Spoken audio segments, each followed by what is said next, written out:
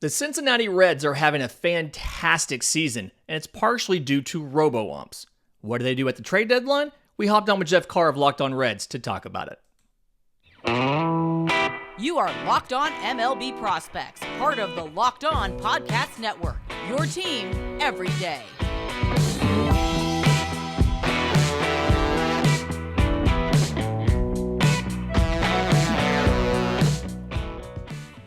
Well, it is trade season, despite the fact that no trades have been happening here recently. Although I did see the Cardinals traded away a relief pitcher, and now JD's complaining about the bullpen, so there's that.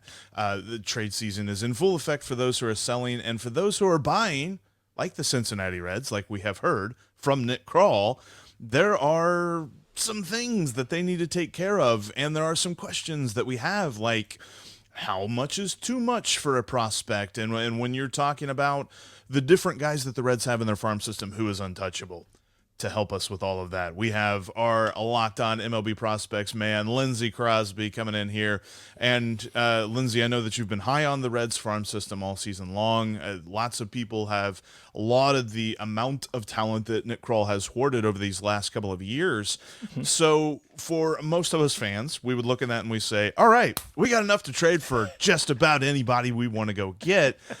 Why is that flawed right now? So the big thing to remember when it comes to trade deadline deals are, one, the prices, you mentioned the prices are high, but the prices are artificially high.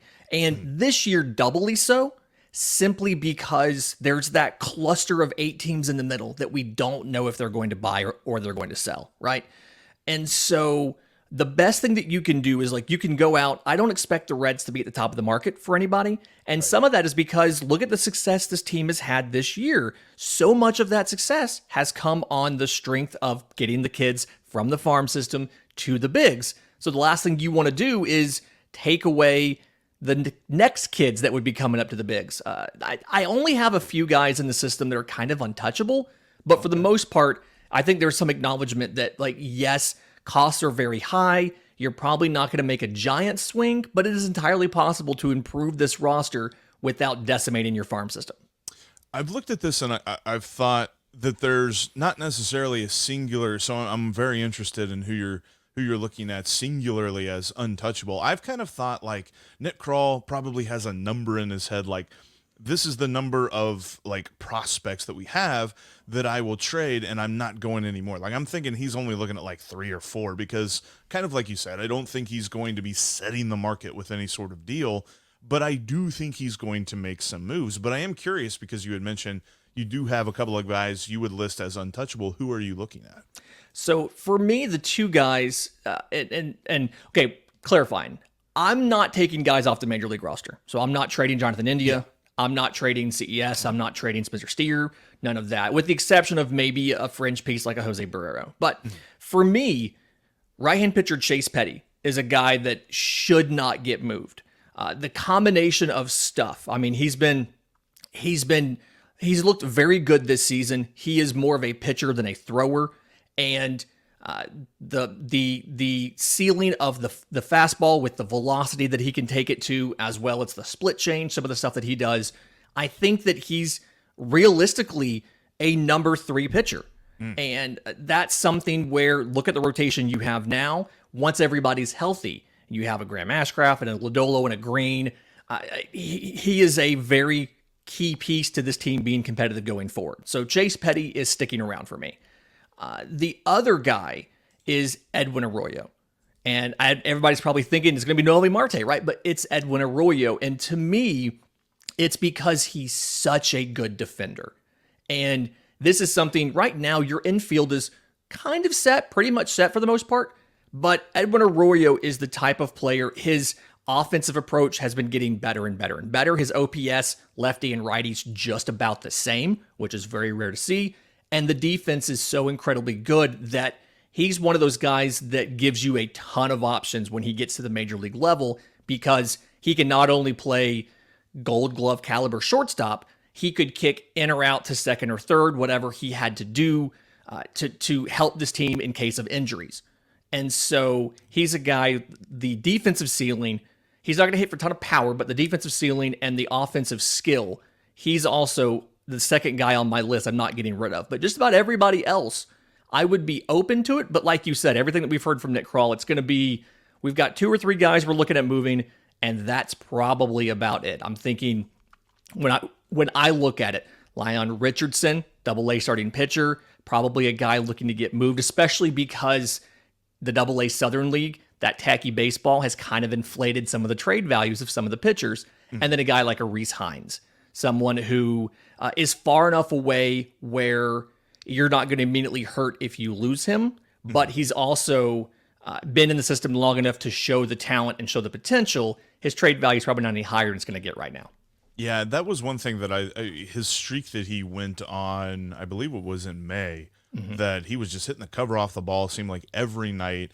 And there were some folks that were starting to wonder, oh, is he figuring it out? And as much as I would love to feel that way, there's been so much more of a sample size that has told us that figuring it out might be this. It might just be what we're seeing. And he probably cools off and he becomes a very streaky hitter who, sure, he's going to show you some power for a short period of time. So, yeah, as weird as it might say, being the fact that we are talking about a farm system that is loaded with infield talent and lots of question marks in the outfield, yeah, I think Rhys Hines is a guy that I would have on that list. And kind of like you said with Richardson, like I feel as though looking at his future, is he really a rotation guy? Like, are we looking at him getting to the Reds in the major leagues and being in this rotation? That's hard to say, especially with you talking about Chase Petty. It's very obvious that Connor Phillips is going to be up here soon. And you've already got at least 4 guys in the major leagues that are bona fide starters.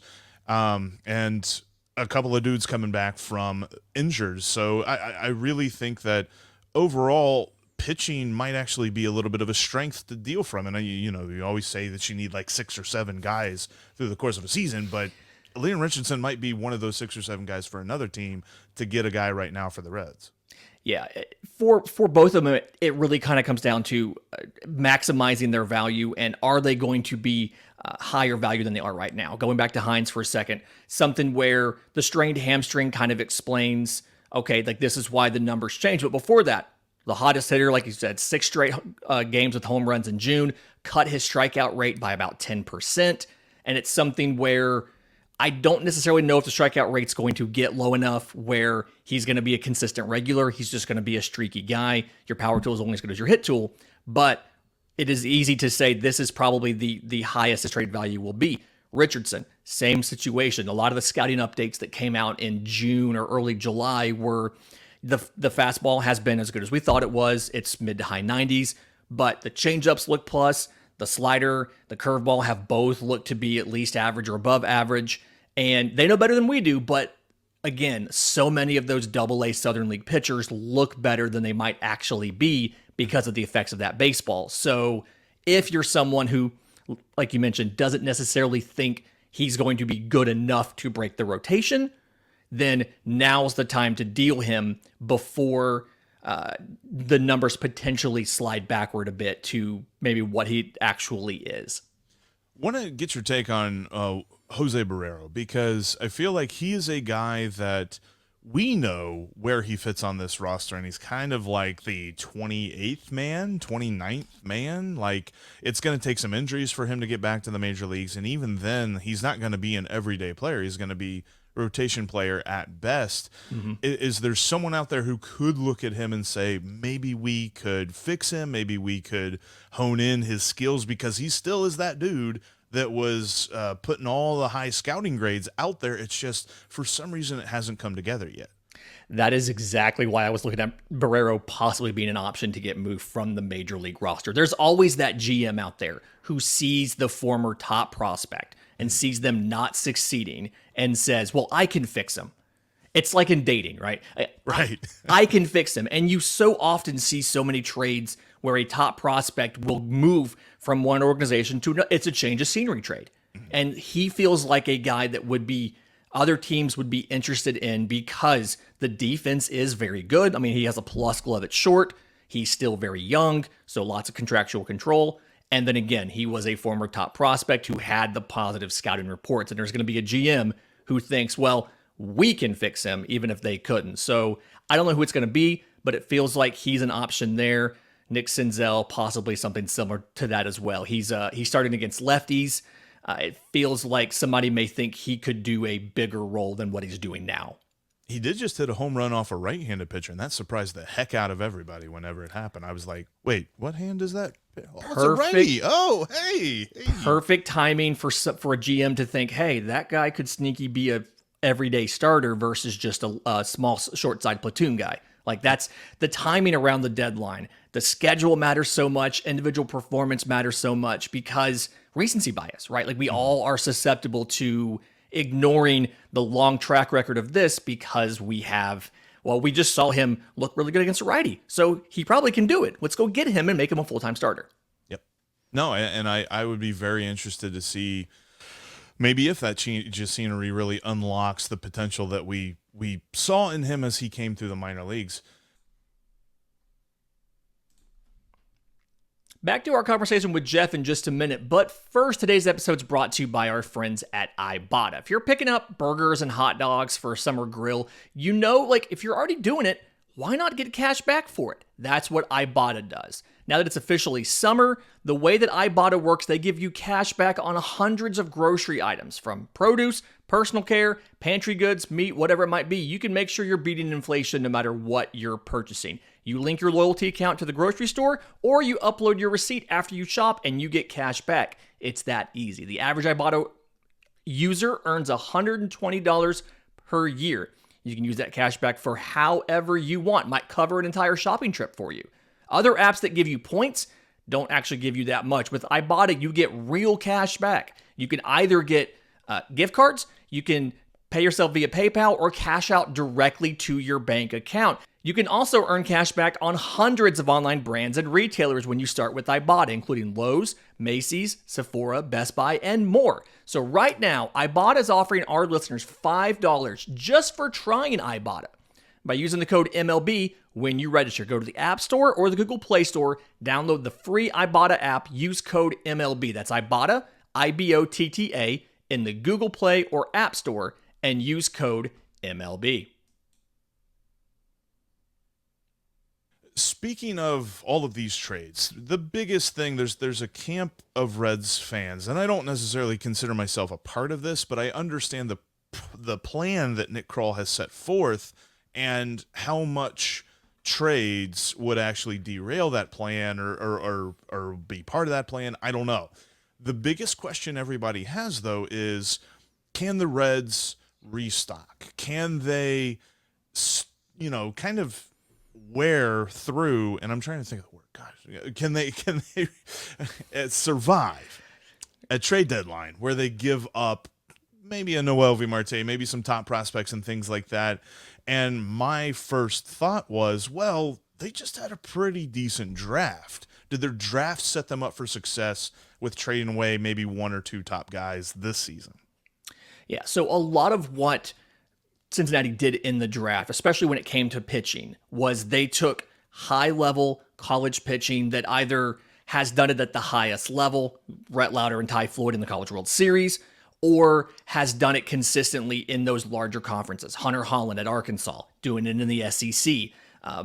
And so it feels like if you move arms, you've got guys coming in behind them that should be quicker to get to the bigs because they have that high-level pitching experience. And especially in the case of a Rhett Lauder, you have a guy who has done the development that comes along with being at Wake Forest and the Wake Forest pitching lab.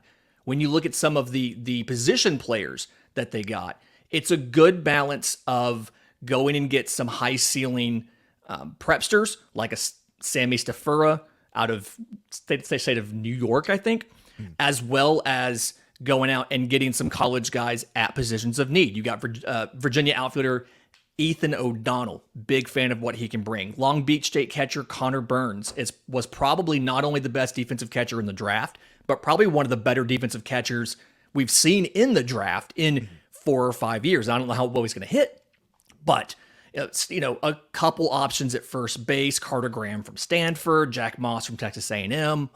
It's a really good job of getting a diverse amount of talent at positions of need on the hitting side with pitchers that should be able to move quicker through the system and supplement if you do have to get an arm or two out at the deadline. So it feels like to me, and this is something where I'm definitely weak when it comes to looking at draft and how it pertains to the team. I understand teams generally, all 30 teams, pick from best available.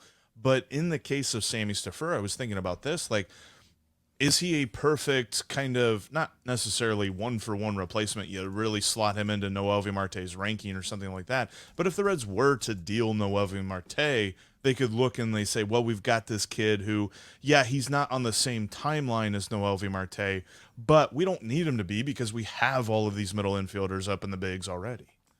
Yeah, he's definitely a situation where we can afford to wait a little bit longer to get him to the bigs, but impact at the major league level, he can have the same type of impact that a Noelvi Marte could have had. And it feels to me like if you were putting some sort of conspiracy theory on it, like, okay, we're preparing ourselves if we don't have Noelvi Marte, we still have that high ceiling left side of the infield guy coming up through the system.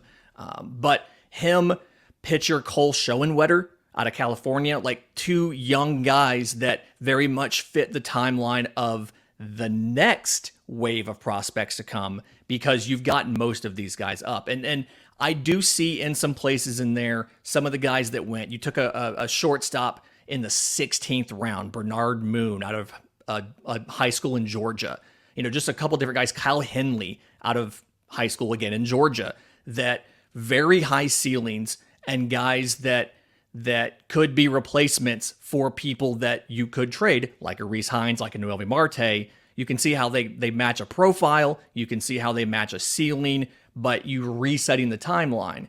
And I always love the Reds draft. I really liked this one. I really thought it was a good job of getting value, of getting guys who can help the major league team both sooner and later. And so because of that, you now have more options at the trade deadline, because you've restocked some of these key positions like shortstop, like outfield, and like starting pitching. I feel like, and it's going to be unfair to compare anyone to these two players, but I feel like Matt McClain, my t-shirt, and Andrew Abbott have kind of reset our expectations as far as like college players that are pretty advanced that get picked high by the Reds. Will we see Rhett Lauder and I'm blanking on the other guy's name, Ty Floyd. Will we see those guys in 2 years? It's entirely possible. Lauder possibly more so than Floyd, depending on health. Floyd is very much he's a little bit more raw as a pitcher, right? It's a big fastball guy that fastball up in the zone, tons of swings and misses. We saw that huge 17 strikeout game he had in the College World Series, but his secondaries are a work in progress. Rhett Lauder is more of a complete pitcher. Obviously, you've got the changeup is one of the best pitches in this entire class, but then what kind of extra development can you do? His is the transition to throwing every 5 days.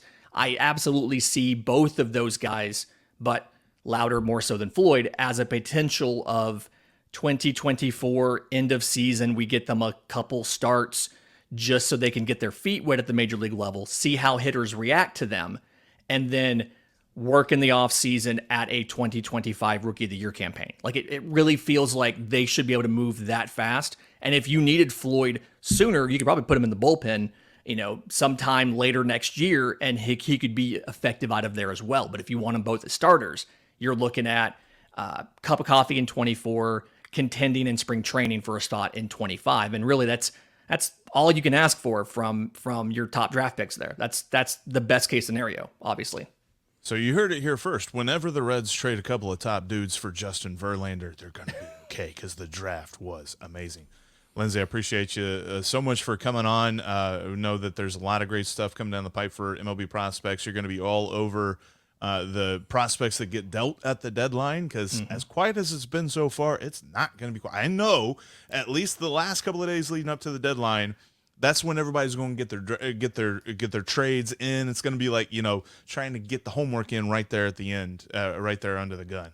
Sunday, Monday, and Tuesday afternoon is going to be wild around here. We'll have breakdowns of everybody that gets moved. If not right away, then we'll get them on Wednesday's show. It's going to be just tons of coverage on Locked On MLB Prospects.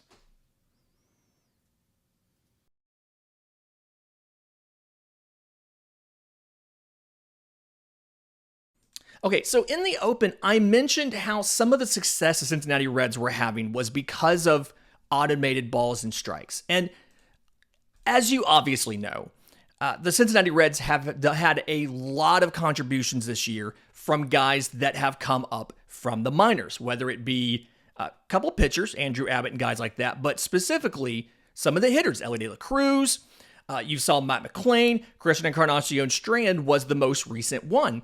And if you don't remember from early in the season, AAA is using automated balls and strikes, and they're using the challenge system. But the way that it works is the first 3 days of the series are automated balls and strikes with the challenge system.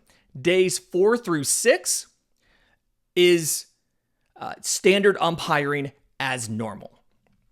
And so what a lot of these prospects had a chance to do when they were in AAA was they had a chance to face pitchers that weren't as good and and umpiring from the robo-umps that was better. It was automated and it was exact. And so the Reds general manager actually talked about this. He said that this is one of the reasons why these hitters have been able to come up and be so good this year. The quote was, "It's helping them learn the strike zone, helping them learn what a strike is, what a ball is, and I think it's been good for all of our hitters." You look at our hitters in AAA and what they've been able to do the first 3 days to the second 3 days and how they've improved from year to year, I think it's been really good for them. And before you had automatic balls and strikes, obviously the biggest issue has always been consistency of the strike zone. You see guys every single night that argue a call that they didn't think was either a ball or wasn't a strike. And in the minors, that's even worse because the majors are supposed to be the highest level of competition, right? So it's the best pitchers, it's the best hitters, it's also the best umpires. As you go down the ladder, you have lesser experienced umpires who are trying to get better at the craft and are trying to make their way to the majors themselves. And so what automatic balls and strikes have done, there's two big things that come off of this, right? The first one is obviously it helps them learn the strike zone, right? It helps them understand the true outside edges of the zone, the true top and bottom, because they can see exactly what is a ball and what is a strike out of the hand because the robot does not get it wrong. And then from there, it helps them learn how an umpire is going to call it and how that could differ because they could see the exact same pitch from the exact same reliever on back-to-back days. It could be Thursday to Friday, and the pitch might be a strike on Thursday and it might be a ball on Friday, or it might be a ball on Thursday and a strike on Friday. And so they learn, okay, umpires sometimes do this or get this wrong. And so that's definitely something that these hitters need to learn. But then the other thing that was mentioned in there is it's also been really good mentally for the hitters. And I say mental, but I guess more psychological, right? Because there's not this external thing that you can complain about that did you wrong, right? If you look at a strike 3 from an ABS, you can't complain that the umpire screwed you. You got the ball wrong. And so anecdotally, a lot of these minor leaguers that we talk to in AAA, that they strike out looking or something like that, and they flush it and move on because they understand, like, rather than being mad at an umpire for doing what they think got a call wrong, they know the call was right. They know that they were the ones that made the mistake. And so it's easier for them to process it and move on. And I think that we oftentimes forget about the mental side of baseball, the emotional side of baseball, and how one of the biggest adjustments that you have to make when you get into the minors, I talk a lot about how pitchers have to adjust coming from college from throwing once a week to throwing every 5 days, but you also have to get better at understanding how to fail, right? Understanding how to get things wrong. And you look at, like, there's some hitters who they'll go through college and they'll bat 450 or 500. They'll be successful almost every other day. And then when you get into the minors, all of a sudden you might be batting 300 or 220. You'll go through a cold stretch and you're having to learn to deal with the failure. And having the automated balls and strikes aids that process because it takes away someone for you to blame. It requires the players to look at themselves and say, like, okay, I don't know the strike zone as well as I thought I did. Or I'm not good at spotting those sliders down and away. I need to do more work on that. So I think ultimately automated balls and strikes is a good thing. I remain consistent in my belief that we are going to see, if we see robo-umps at the bigs in any sort of form, it will not be completely automatic balls and strikes. It will be the robo-umps with the challenge system where you see, where you can, the hitter, the pitcher, or the batter, the hitter, the pitcher, or the catcher can challenge the call and it's immediately replayed on the board. I still maintain that's how we're going to see automatic balls and strikes at the major league level, simply because the umpires union has power and doesn't want to lose that aspect of the game. But automatic balls and strikes in the minors is making it easier for these players to learn what a major league strike zone looks like. Fantastic week this week. One more show coming up. In the meantime, if you have questions for Monday's mailbag, tons of ways to get them to us. Best way is probably our subtext. Links in the episode description, links in the show notes. Until tomorrow's show, remember, it's always a great time to pay a minor leaguer.